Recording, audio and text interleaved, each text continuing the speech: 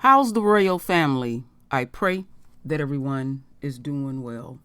Well, my royal family, one of my subscribers had emailed me something that I think that is important for the royal family to listen to in regards of police brutality of the royal family.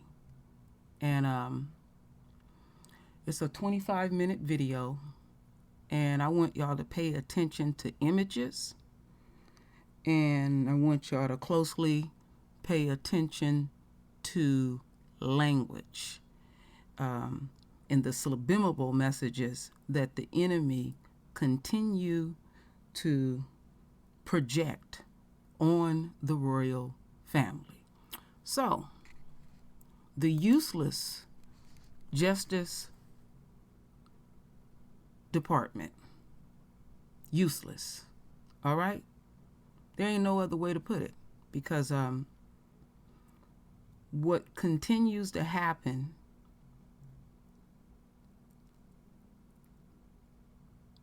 I'm kind of just like lost for words. Damn. These videos sometimes, my royal family, is not easy for me and some of the bloggers that I have talked to in the royal family behind the scenes. And it's an insult to our intelligence, and it just wears you out sometimes. But we must continue to endure. We must continue to show Yahweh Toto faith. So, my royal family, I'm just going to go ahead and get started, and then I'm going to tell you what conclusions they're going to come to and what they are asking of the royal family. They're asking something of us. And I have talked about this a long time ago, but I have new people on the True Royal Family, and my backup channel is True Royal. All right, my royal family, let's get into this. And like I said, pay close attention to images. We pretty sharp over here. Good morning. My name is Kristen Clark, Assistant Attorney General for the Civil Rights Division of the U.S. Department of Justice. I am joined today by United States Attorney Ronald Gapp for the Middle District of Louisiana, United States Attorney Dwayne Evans for the Eastern District of Louisiana, and United States Attorney Brandon Brown for the Western District of Louisiana. I'm going to stop it for here just real quick. Now, let's not lose sight and I want to make sure I get her name correct. Is it Christian? Let me look on the article again. Yeah. Christian Clark. She is the assistant attorney, general attorney. Keep in mind, my royal family, she tried to undermine Ahmaud Arbery's family. She literally demonstrated to the enemy. She's one of the enemy supporters. All right? So let's just keep that on your frontal lobe.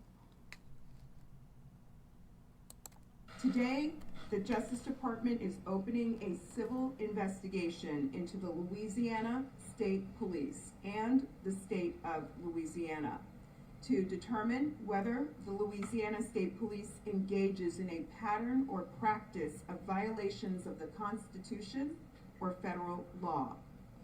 The civil investigation we are announcing today will focus on two main issues. First, whether the Louisiana State Police has a pattern or practice of using excessive force, and second, whether the Louisiana State Police engages in racially discriminatory policing practices against Black people and other people of color. Based on an extensive review of publicly available information provided to us, we find significant justification to open this investigation now. For example, we received information about the repeated use of excessive force, often against people who are suspected of minor traffic offenses, are already handcuffed, or are not resisting. In some cases, the injuries these individuals suffered were severe, including the death of at least one individual. There are reports that officers target Black residents in their traffic enforcement practices and in use of force. I will note that Louisiana has the second highest percentage of Black residents in the country at nearly 33%. Some of the reports include disturbing information about the use of racial slurs and racially derogatory terms by LSP troopers. There are other reports of unwarranted force after pursuits involving the use of tasers and blows to the head. Our investigation will be thorough and comprehensive. This marks the first statewide pattern or practice investigation of a law enforcement agency that the Justice Department has opened in more than 2 decades.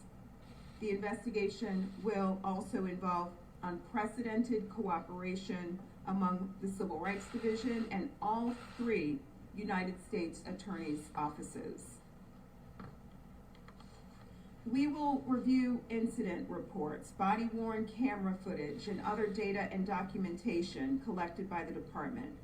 We will also review Louisiana state policies, training materials, and supervision records, as well as documents related to systems of accountability, including how complaints are investigated and how discipline is imposed.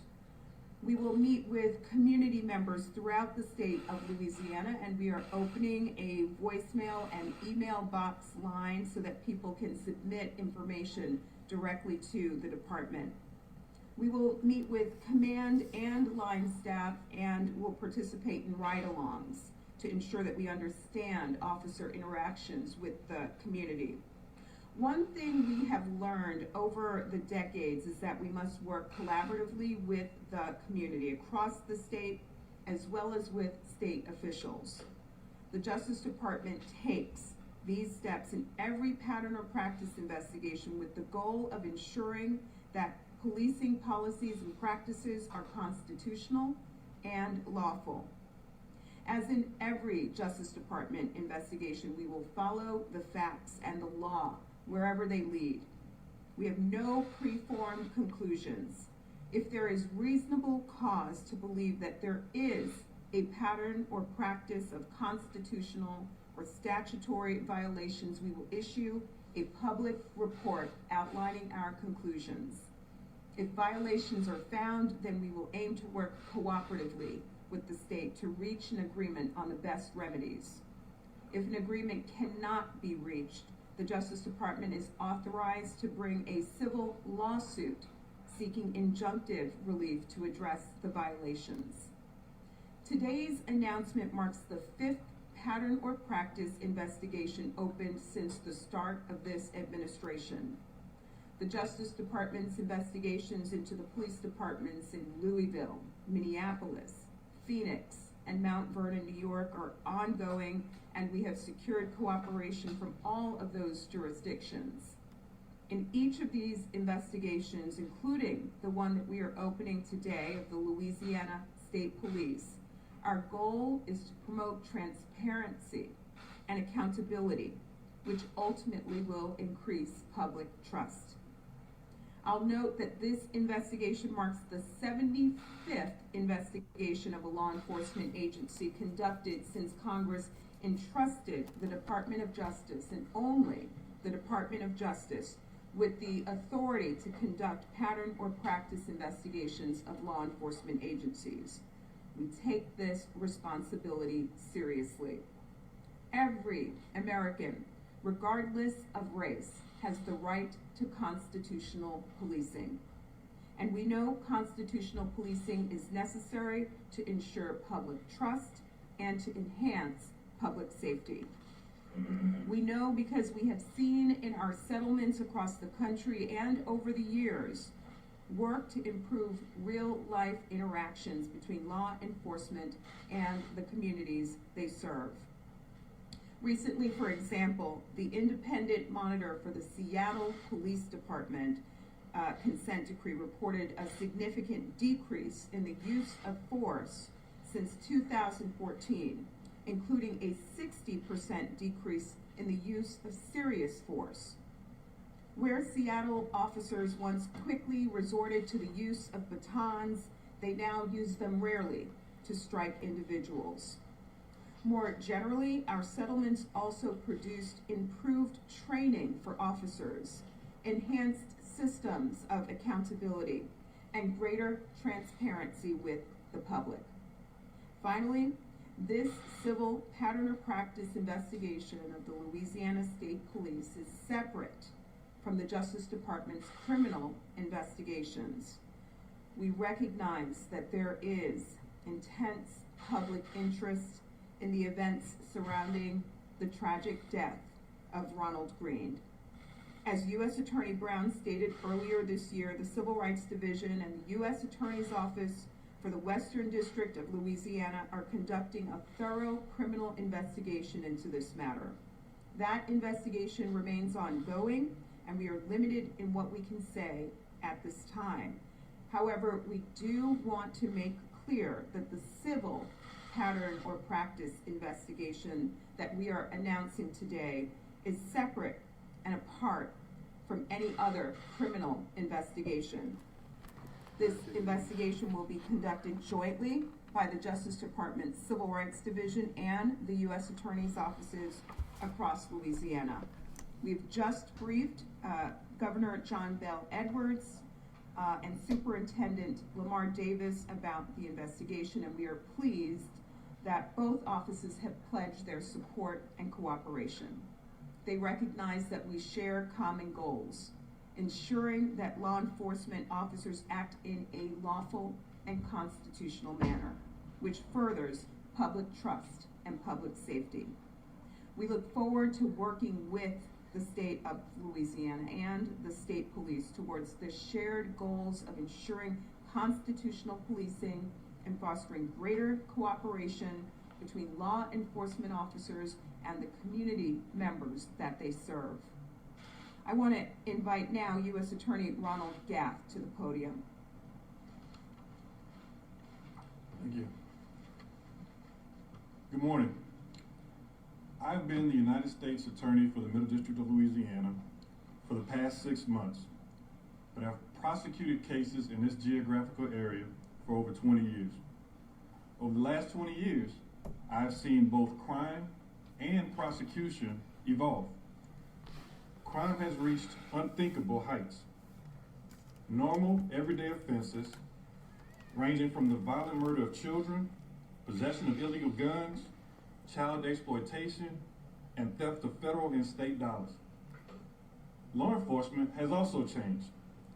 Technology, such as in-dash and body cameras, license plate readers, and scientific advances with DNA have become everyday tools used to build cases against individuals who intend to harm not only victims, but the community of Louisiana as a whole. While crime and crime-fighting technology has increased, community involvement and trust in policing has decreased. The question becomes, can't we do both? We do not have to sacrifice the ability of the government to solve crimes in order to uphold an individual's rights. Protecting the individual rights while protecting individuals from crime is the cornerstone of our justice system and democracy overall. Today, we focus on the individual rights and establishing a long-lost confidence back in our law enforcement. There is no question that is the percentage of the population that has lost faith in law enforcement and the justice system due to the actions of a few. This leaves a community not only suffering, but afraid to participate in the fight against crime. This problem must be solved. State police is the model of all local law enforcement within the state of Louisiana. But the doubt of whether lawful procedures are being performed must be answered to restore the bonds between the community and police. So it is important to accept, help, and re-examine the patterns and practices of an institution, such as state police. Here today with the Civil Rights Department of Justice, under Assistant Attorney General Kristen Clark, and the other United States attorneys for the districts of Louisiana, and with the support of the Louisiana State Police Colonel Lamar Davis, we promise to examine the pattern and practices of the Louisiana State Police in order to give the citizens of this state what they truly deserve, and that is to strive to be the absolute best. This administration, under the leadership of the Attorney General Merrick Garland, is committed to focusing on the civil rights of every individual. While these types of investigations require a lot of hard work on our department, we ask that the community become a part of the process. The course of this investigation will rely upon your participation. Our goal is to regain the trust of those who have lost confidence in the system and provide justice for all. Now, Mr. Dwayne A. Evans, U.S. Attorney for the Eastern District of Louisiana.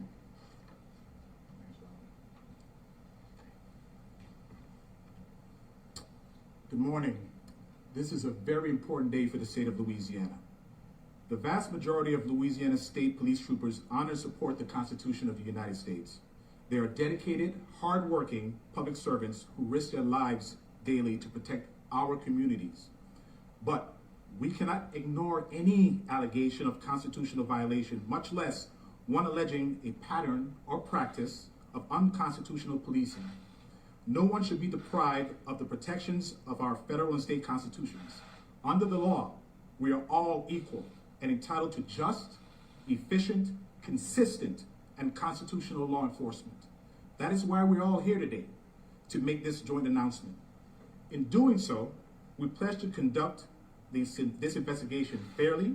We welcome input from all sources, and we will be mindful of the rights, welfare, and best interests of Louisiana citizens. We will reach out to members of the public, law enforcement, the community, leaders, and government officials in the very near future to gather additional information related to this investigation. One fact remains: LSP is an integral law enforcement partner.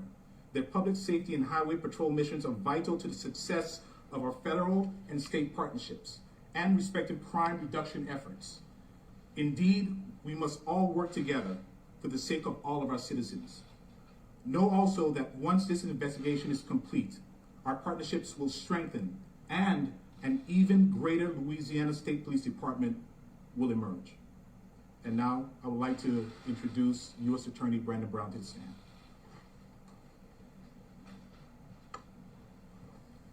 Good morning.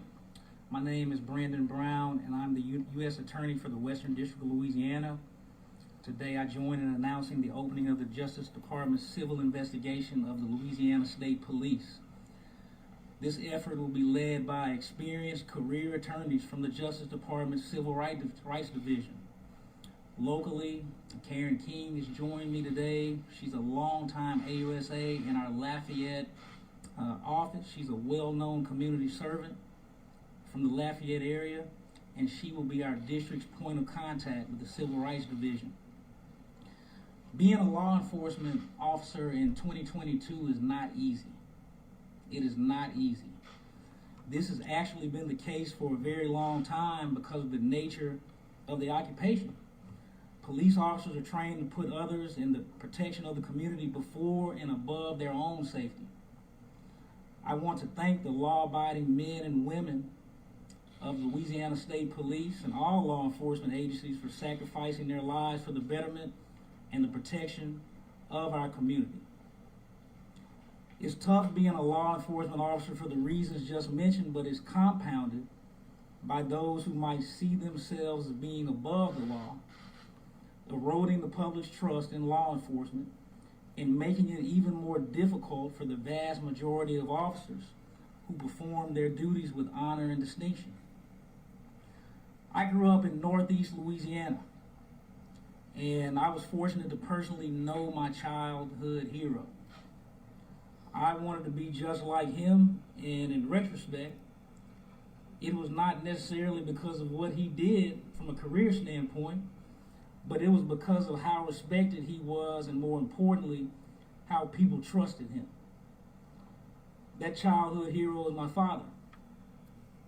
My father served more than 40 years in law enforcement in the Monroe, Louisiana area.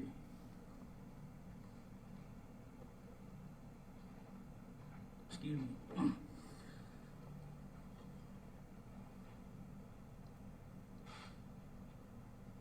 I appreciate the fact that he surrounded me with law enforcement officers who served honorably and respectfully within the bounds of the law. Today, I'm reminded of two of them that were Louisiana State Police troopers. Their names were Joe Alexander and Abraham Bowie. Back then, these men were two of the few LSP troopers who looked like me. These two public servants respected the rights of the citizens they swore to protect. The citizens of Northeast Louisiana, even years after they retired, felt a sense of calmness and a sense of peace when they simply walked into a room.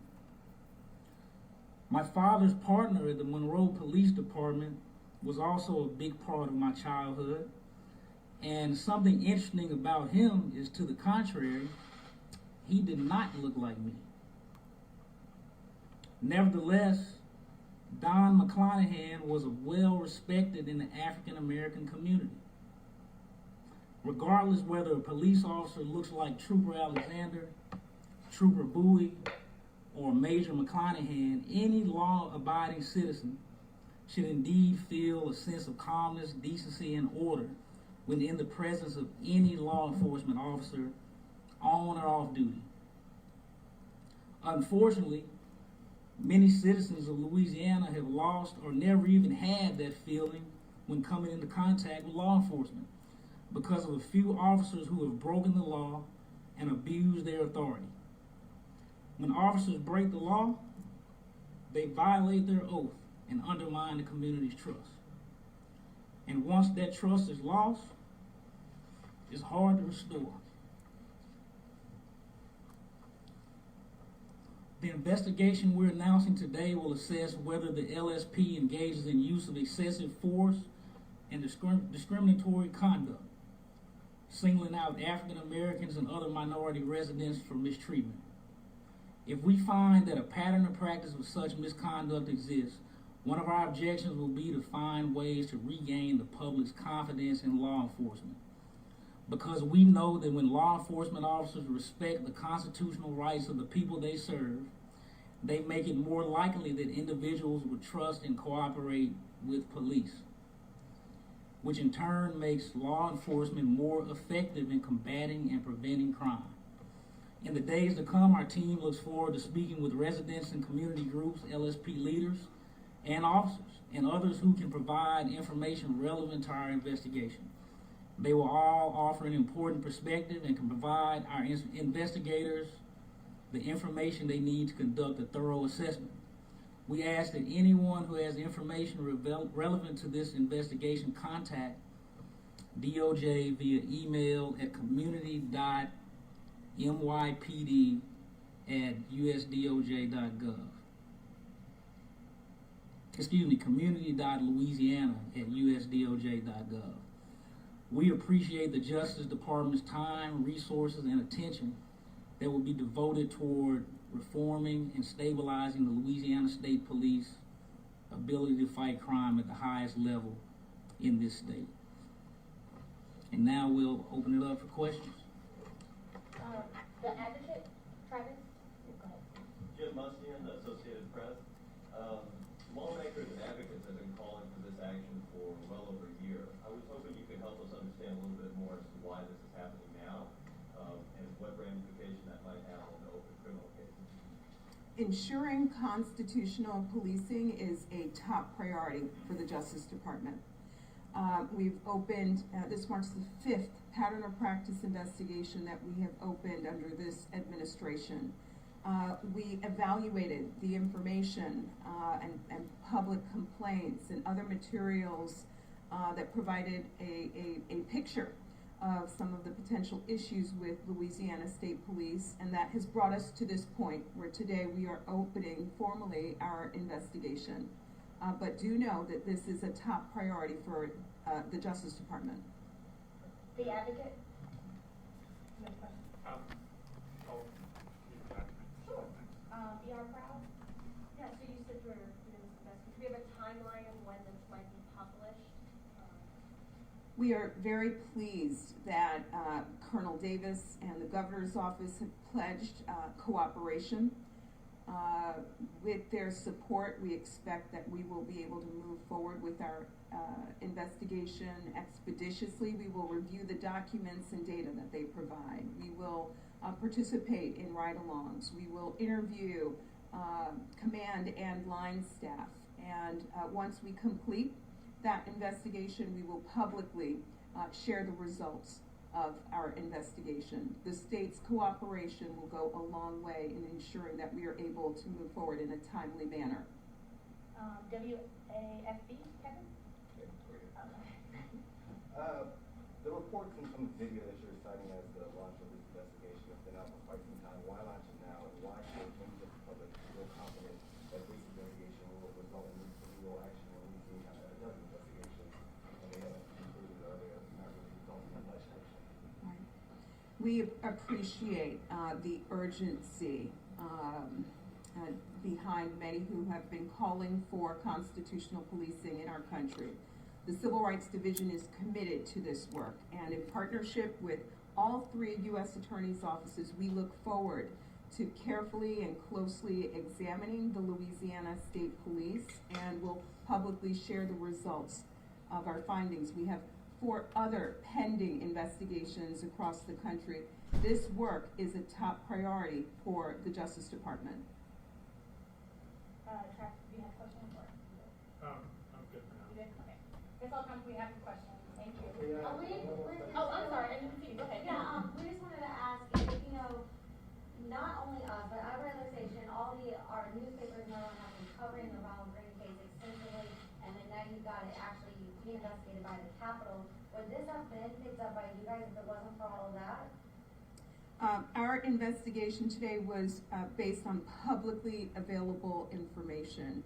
A number of reports that have been provided by the public and other information in the public domain.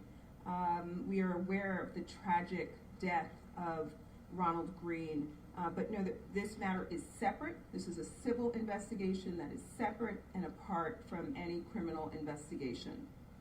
Okay. Travis, last question for you. What did you mean by when you said that you would be investigating the state police and the state of Louisiana? Are there other agencies that you'll be looking at for this program? Generally, when we open these investigations, we look at both the law enforcement agency and the jurisdiction within which that agency lies. We will look at the role that the state of Louisiana plays in how the Louisiana State Police carries out its job. This is a typical feature of our pattern or practice investigations. Great. That's all the time we have. Thank you. All right, my royal family, let me shut this down. And